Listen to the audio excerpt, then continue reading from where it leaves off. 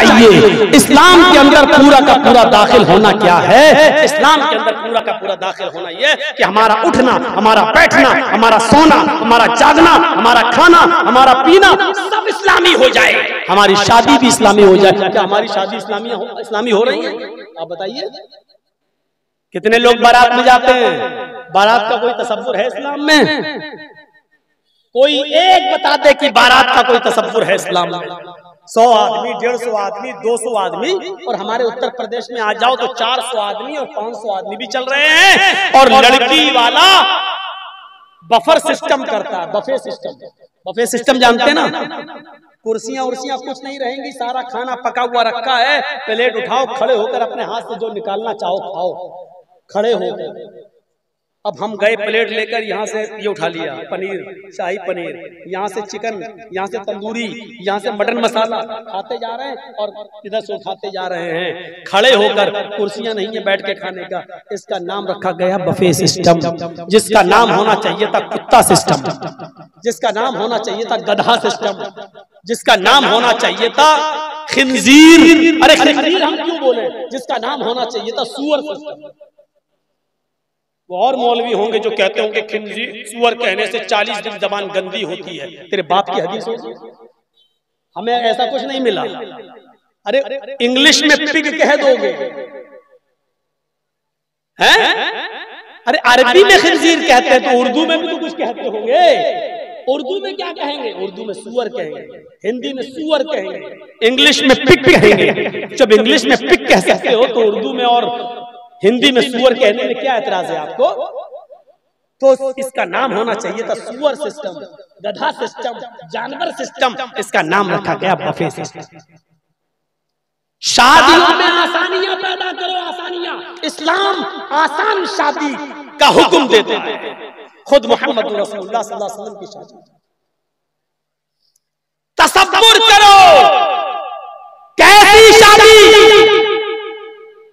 एक औरत अल्लाह के नबी के पास आई और कहती इन्नी अहबुलक, अल्लाह के रसूल मैं आपको आपके लिए हिबा कर रही हूँ, मैं अपनी शादी आपके साथ करना चाहती हूँ। आपने कुछ नहीं कहा, उसने दोबारा कहा, आपने कुछ नहीं कहा। बुखारी किताब निकाह के अल्फाज आपने तीसरी बार कहा, उसने कुछ नहीं। आपने जवाब दिया कि मैं शादी नहीं कर सकता। एक सहाबी बैठे थे, कहने लगे अल्लाह के नबी जवाब देना हो दीजिए उसको, बार बार कह रही है। आपने कहा मैं नहीं कर सकता, मुझे जितना करना थी कर ली, अब मैं नहीं कर सकता।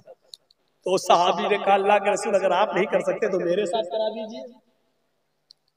क्या सादगी थी? आपने कहा तुम करोगे इससे? उस औरत से पूछा तुम करोगी इससे? उसने कहा अगर आप नहीं कर रहे हैं तो मैं इससे कर लूंगी। आपने कहा उस सहाबी से बताओ महर क्या दोगे? महर क्या दोगे? क्या है तुम्हारे पास देने को? उसने कहा वो कुछ नहीं है मेरे पास। आपने कहा जाओ घर में तलाश करो, कुछ मिल जाए। घर में गए, वो तलाश किया, कुछ नहीं मिला। आए अल्लाह के नबी माँ वजदतु शैयन, मैंने घर में कुछ नहीं पाया। अल्लाह के नबी ने फरमाया कि दोबारा जाओ, इल्तमिस खातमम मिनल हदीद, लोहे की अंगूठी मिल जाए तो वही ले आओ। वो गए, लोहे की अंगूठी भी उनको नहीं मिली। वो आए वापस, कहा अल्लाह के नबी माँ वजदतु खातमम मिनल हदीद, लोहे की अंगूठी भी मुझे नहीं मिली। अल्लाह के नबी ने फरमाया फिर कैसे निकाह करोगे, ये महर देने के लिए कुछ नहीं है? अरे कुछ तो होगा तुम्हारे पास। उसने गौर किया, कहा हाँ एक चीज है मेरे पास। कहा क्या? कहा एक लुंगी है। या रसूलल्लाह, एक लुंगी है मेरे पास। अल्लाह के नबी ने फरमाया एक लुंगी है? कहाँ? ठीक है वही दे दो। अल्लाह के रसूल अगर वो इसको दे दूंगा तो मैं क्या पहनूंगा? कहा वही एक है। कहाँ? एक्स्ट्रा नहीं है? कहा नहीं। तो तुम इसको दे दो। कहा इसको दे दूंगा तो रात में क्या पहन के सोऊंगा? तो फिर तुम क्यों कह रहे हो एक लुंगी है, इसको कुछ दोगे? कहा अल्लाह के रसूल ऐसा करते हैं, इस लुंगी के 2 टुकड़े कर देता हूँ, आधी इसको दे देता हूँ, आधा मैं अपने पास रख लेता हूँ। आपने कहा आधी उसके किस काम में आएगी? और जब आधी तेरे पास रहेगी तो तू भी नहीं पहन पाएगा, तेरे किस काम में रहेगी? देना तो पूरी दो। बोलता पूरी तो नहीं दे पाऊंगा। जाने लगा। आपने कहा कहाँ जा रहे हो? उसने कहा जब कुछ है ही नहीं तो खेती बाड़ी करूँ, जाऊँ काम करूंगा और क्या करूंगा, जब कुछ है ही नहीं मेहर देने के लिए। अल्लाह के नबी ने फरमाया अगर तेरे लिए मेरी शरीयत में अगर रास्ता नहीं निकलेगा तो कहाँ रास्ता निकलेगा? फिर कौन तेरे लिए रास्ता निकालेगा? इधर आओ, बैठ गया। कहा ये बताओ तुम्हें कुरान कितना याद है? पूछा बता तुझे कुरान कितना याद है? उसने कहा अल्लाह के नबी सूरह मुल्क याद है, सूरह हाक्का याद है, सूरह नबा याद है, सूरह कयामा याद है, सूरह दहर याद है। आपने कहा इतनी सूरतें याद हैं? सोना नहीं है, चांदी नहीं है, कपड़ा नहीं है, अंगूठी नहीं है, उसके पास दौलत नहीं है, लेकिन पूछा कुरान कितना याद है, तो झट से जवाब दे दिया, सूरह नबा याद, सूरह मुल्क याद, सूरह हाका याद, सूरह दहर याद, सूरह कयामा याद। अल्लाह के नबी ने कहा ये सूरतें याद है? हाँ याद है। फरमाया क्या तू अपनी होने वाली बीवी को ये सूरतें सिखा देगा? क्या ये याद करा देगा? कहा हाँ याद करा दूंगा। आपने कहा औरत तेरे होने वाले शोहर के पास कुछ नहीं है, मैंने देख लिया है उसको हर तरीके से, अगर मैं इन्हीं कुरान की सूरतों को मेहर बना दूं और ये सूरतें तुझे याद करा दे और तेरा यही मेहर हो जाए तो क्या तू उसको कबूल करती है? उसने कहा अल्लाह के रसूल जिस औरत के निकाह में कुरान की सूरतें मेहर बन जाएं, उस औरत से ज्यादा पाकीज़ा और बाबरकत निकाह किसका हो सकता है? मुझे मंजूर है। आपने निकाह पढ़ाया और इन सूरतों को मेहर बनाकर उस औरत को उसके साथ रुखसत कर दिया। ना बारात का पता, ना नाचने वालों का पता, ना ढोल ताशों का पता, ना हल्दी का पता, ना उपटने का पता, ना मेहंदी का पता। इस सादा शादी का चर्चा 1400 साल बाद बंगाल की खाड़ी में आपकी बस्ती में आज भी हो रहा है। बताओ जो अमीर लाख और करोड़ों रुपए खर्च करते हैं उनकी शादियों के चर्चे कितने दिन चलते हैं? जरा बताओ।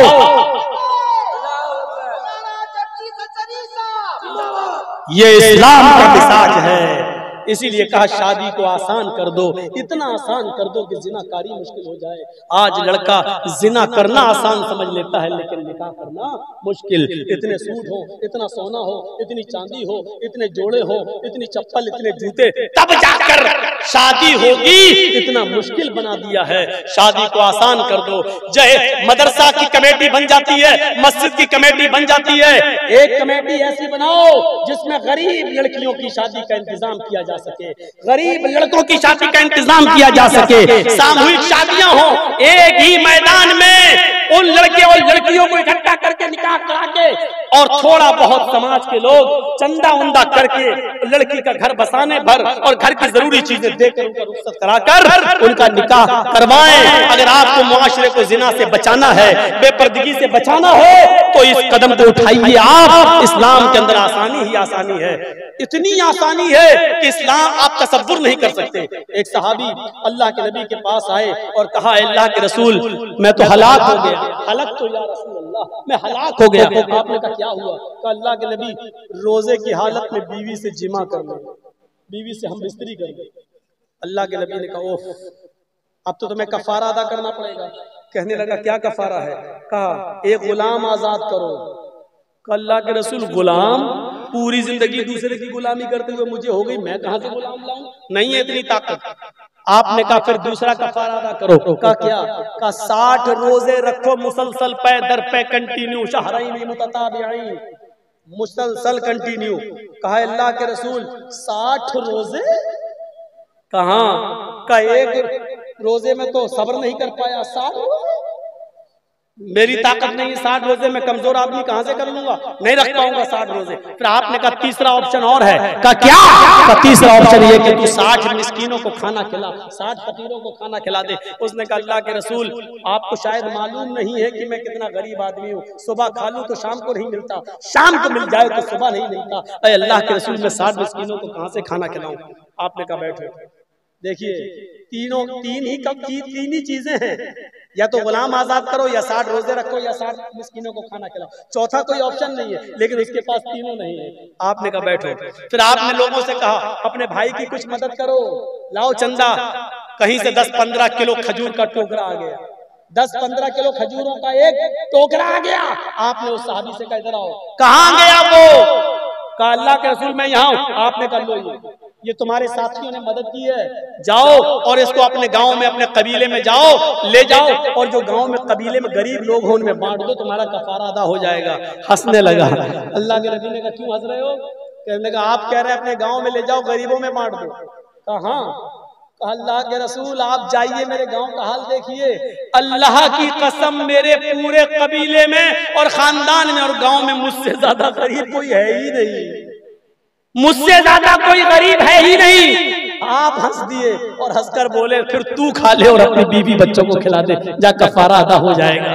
गौर कर रहे हैं आप, जुर्म भी हो गया, गलती भी हो गई, कफारा अदा करने की ताकत नहीं है, लोगों से मदद भी मिल गई और फिर अल्लाह के रसूल ने कहा जा तू ही खा ले, यानी वो चीज उसको मिल गई। ये रहम नहीं है, रहमतुल लिल आलमीन का तो और क्या है मेरे प्यारे साथियों, ये आसानी नहीं तो और क्या है। इस्लाम आसानियां पैदा करता है, तुमने आज मुश्किलों के पहाड़ खड़े कर दिए हैं, इस्लाम के अंदर पूरे के पूरे दाखिल हो गया। उठना बैठना लेटना सोना जागना खाना पीना शादी ब्याह हर चीज हमारी इस्लामी होनी चाहिए। इस्लाम के अंदर हमें खुल जाना चाहिए, तब हमारा इस्लाम काबिल कबूल है, तब हमें मुसलमान कहा जाएगा, तब हम मुसलमान कहलाए जाएंगे। मेरे भाइयों, इस्लाम मसादात सिखलाता है, इस्लाम नफरतें दूर करता है। नमाज के वक्त हमारे कांधे बराबर होना चाहिए, नमाज के वक्त कदूर में नहीं होनी चाहिए, ये इस्लाम की तालीम है।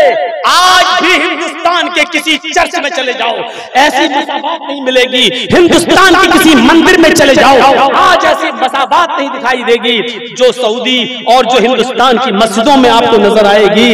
अगर कोई गरीब आदमी पहली सफ में पहले से बैठा है या जुमे के दिन पहली सफ में बैठ गया है और आपके गांव का एमएलए या आपके गांव का एमपी या आपके गांव का प्रधान अगर थोड़ा लेट जाता है और उसको अगली सफ में जुमे के दिन जगह नहीं मिलती है, तो ये अमीर आदमी, ये दौलतमंद आदमी अगर ये चाहे कि हम अगली सफ से किसी को पीछे करके आगे बैठ जाएं, तो इस बात की इजाजत इसको कतई नहीं है। इस्लाम इसको हराम करार देता है कि किसी को उसकी जगह से हटाओ। ये अलग बात है कि कोई खुद उठ कर कह दे आओ आप यहाँ आ जाइए मैं पीछे, वो एक अलग चीज है, लेकिन आप किसी को मस्जिद से उसकी अगली सफ से हटाने का पावर नहीं रखते। अरे आप क्या हैं, सऊदी अरब का बादशाह भी अगर मक्का खाने काबा में चला जाए या मस्जिद नबी में, तो उसको भी ये पावर नहीं है कि अगली सब से किसी को हटाकर पीछे कर दे और खुद आगे चला जाए। उसको भी जहां जगह मिलेगी वहीं पर नमाज पढ़ना पड़ेगी। ये इस्लाम है। तुम होगे बादशाह, तुम होगे सरमायादार, तुम होगे चौधरी, अपने घर में रहो। ये मेरा घर है, मेरे घर आना है तो तकब्बुर की चादर उतार के आना है, मेरे घर आना है तो एमएलए और एमपी का ताज उतार के आना है, क्योंकि मेरे घर में सब बराबर हैं। कूनू इबादल्लाह, सब अल्लाह के बंदे हैं, कोई एमएलए कोई एमपी नहीं है, यहाँ सब अल्लाह के बंदे हैं और सब भिखारी हैं। हिशाम इब्न अब्दुल मलिक जब तवाफ कर रहा था, मक्के का गवर्नर जब खाने काबा का तवाफ कर रहा था, तो सालिम इब्न अब्दुल्लाह इब्न उमर, सुन रहे हैं ना आप, समझ जाइए जब मैं बोल रहा हूँ सालिम इब्न अब्दुल्लाह इब्न उमर, तो मतलब क्या हुआ, उमर फारूक के पोते। सालिम के बाप अब्दुल्ला और अब्दुल्ला के बाप उमर, तो हजरत उमर फारूक के कौन हुए, पोते। ये भी तबाह कर रहे थे, लेकिन सालिम के जिस्म पर जो एहराम था वो फटा पुराना था और उस पर पैबंद लगे हुए थे। हिशाम इब्न अब्दुल मलिक मक्का के गवर्नर की नजर जब पड़ी तो पूछा ये कौन आदमी है जो बेचारा फटा पुराना एहराम पहने हैं। लोगों ने बताया कि ये सालिम इब्न अब्दुल्ला हैं, उमर के पोते हैं, उमर फारूक के पोते, जिसने 22 लाख मुरब्बा मील पर हुकूमत की हो और उसके पोते की गरीबी का ये हाल। गए तवाफ के दौरान उससे पूछा क्या तुम सालिम हो? जी। क्या तुम उमर फारूक के पोते हो? जी। मुझे जानते हो? सालिम ने कहा नहीं। कहा मैं गवर्नर हूं और मेरा नाम हिशाम है। कहा शुक्रिया। फिर तवाफ करने लगे, फिर उसने पकड़ा, कहा शुक्रिया की जरूरत नहीं, आपकी हालत देखकर मदद करना चाहता हूँ, बताओ तुम्हें क्या चाहिए, बताओ किस चीज की जरूरत है, तुम्हारे घर पहुंच जाएगी। सालिम इब्न अब्दुल्लाह ने खाने काबा में जवाब दिया, इन्नी लास्तही मिनल्लाहि अन असला फी बैतिही गैरा। आए मक्के के गवर्नर हिशाम इब्न अब्दुल मलिक, मैं इस वक्त अल्लाह के घर में हूँ, खाने काबा में हूँ और मुझे अल्लाह के घर में अल्लाह के होते हुए किसी गैर के सामने हाथ फैलाने में शर्म आती है। मुझे अल्लाह के घर में होते हुए किसी गैर के सामने दामन फैलाने में शर्म आती है। तौहीद सीखो, सीखो। गवर्नर कह रहा मैं तुम्हारी मदद करने को तैयार हूँ और सालिम इब्न अब्दुल्लाह कह रहे हैं कि मैं अल्लाह के घर में हूँ और अल्लाह के घर में किसी दूसरे के सामने हाथ फैलाने में मुझे शर्म आती है।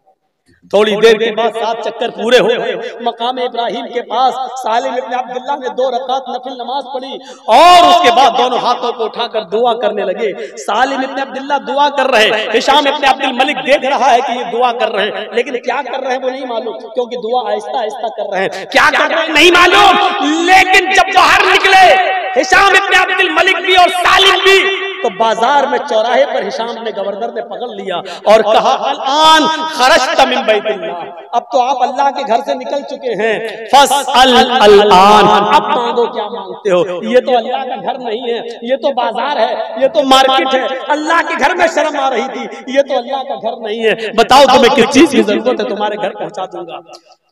सालिम इब्न अब्दुल्लाह ने कहा, कौन सी जरूरत पूरी करोगे, जवाब सुनिए, कौन सी जरूरत पूरी करोगे, दुनिया की आखिरत की। सालिम इब्न अब्दुल्लाह ने जब पूछा दुनिया की आखिरत की, तो हिशाम ने क्या जवाब दिया, अरे सालिम, आखिरत की जरूरत कौन किसी की पूरी कर सकता है, अल्लाह के नबी भी अपनी बेटी से कहकर गए हैं, फातिमा अमल कर, इन्नी ला उगनी अन्की मिनल्लाहि शैया, कयामत के दिन में तुझे भी अल्लाह के अजाब से नहीं बचा सकता। अगर बगैर अमल के तू दुनिया से गई तो वहां तो कोई किसी के काम नहीं आएगा। दुनिया, सोना चांदी, कपड़ा लत्ता, अनाज गल्ला, क्या चाहिए वो मैं पहुंचा दूंगा। कहा सालिम इब्न अब्दुल्लाह ने, तुम मेरी दुनियावी जरूरत पूरी करोगे, कहा घी दोगे, सोना दोगे, चांदी दोगे, कपड़ा दोगे, अनाज देना चाहते हो, कहा तुम ये चाहते हो कि मैं तुमसे दुनिया मांगू। गवर्नर ने कहा, दुनिया में कुछ चीजें हैं हमारे पास, में पहुंचा दूंगा, दुनिया की जरूरत पूरी कर दूंगा। कहा, हिशाम, तवाफ करने के बाद फिर मैंने क्या किया, कुछ देखा तुमने? कहा, नमाज पढ़ी। नमाज के बाद मैंने क्या किया, कुछ पता है आपको? कहा, दुआ मांगी। हाँ, मैंने अपने रब से क्या मांगा तुम्हें पता है? कहा, ये कैसे पता, ये तो नहीं मालूम कि क्या मांगा। तुम मांग रहे थे, लेकिन क्या मांग रहे थे ये मुझे नहीं मालूम, तुम जानो, तुम्हारा रब जाने। फरमाया, बिल्कुल सही कहा, मैंने अपने रब से क्या मांगा ये मैं जानता हूं और मेरा रब जानता है, और मैं तुम्हें बताना भी नहीं चाहता हूं कि मैंने अपने रब से क्या मांगा, लेकिन इतना बता दूं, जब मैं अपने दोनों हाथ उठाकर अपने रब से मांग रहा था, तो मैंने अपने रब से क्या मांगा ये तो मैं तुम्हें नहीं बताऊंगा, लेकिन तुम कहते हो कि मुझसे दुनिया मांगो, सोना मांगो, चांदी मांगो, दौलत मांगो, गल्ला मांगो, अनाज मांगो, तुम मुझसे दुनिया मांगने के लिए कह रहे हो। जब मैंने अपने रब से मांगा तो क्या मांगा ये मैं तुम्हें नहीं बताऊंगा, लेकिन तुम दुनिया मांगने के लिए कह रहे हो, तो इतना सुन लो, मासाल तो दुनिया मैं यमलिकुहा फकैफा सलुहा मन ला यमलिकुहा, दुनिया तो मैंने उससे भी नहीं मांगी जो दुनिया का मालिक है, सोना और चांदी तो मैंने उससे भी नहीं मांगा जो इनका मालिक है, मैंने दुनिया तो उससे भी नहीं मांगी। जब हाथ उठाकर दुआ मांग रहा था तो दुनिया तो मैंने उससे भी नहीं मांगी जो दुनिया का मालिक है, तो मैं उससे दुनिया कैसे मांगू जो दुनिया का मालिक ही नहीं है। अरे हिशाम, ये दुनिया तेरी नहीं है, आज मरा कल दूसरा उसका मालिक हो जाएगा, जब ये तेरा है ही नहीं तो तुझसे क्या मांगा। जा मेरे प्यारे साथियों, इस वाक़े ने हमें बताया है कि दामन अल्लाह के सामने फैलाओ, और बड़े बड़े लोगों ने कहा हम तुम्हारी जरूरत पूरी करने को तैयार है, तो धुकार दिया, क्योंकि वो जानते हैं कि ये गवर्नर अगर आज मुझे जरूरत पूरी कर देगा तो कल अपने मतलब के काम हमसे लेगा।